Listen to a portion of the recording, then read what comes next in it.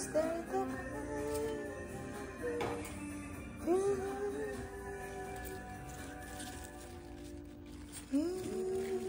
दूरियां फिलहाल ओ खैरियत पूछो कभी तो कैफियत पूछो तुम्हारे दीवाने का क्या हाल है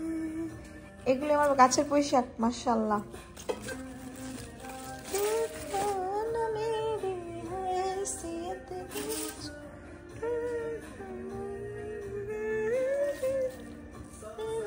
গাছের মরিচ দেখাই অল্প কয়েকটা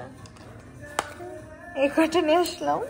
আছে আরো আনি না বাগানেই থাকে জাস্ট এমনি নিয়ে আসলাম শুকিয়ে গেছে ভালো না বেশি জাস্ট এমনি দেখতে ভালো লাগে কেনা মরিচ অনেক আছে আমি জাস্ট হচ্ছে এগুলো শখের পুঁইশাকও জাস্ট এমনি কয়েকটা ডাল বুনে দিয়েছিলাম সেইখান থেকে মাশাআল্লাহ এত বড় বড় পুঁইশাক তোলাই হয় না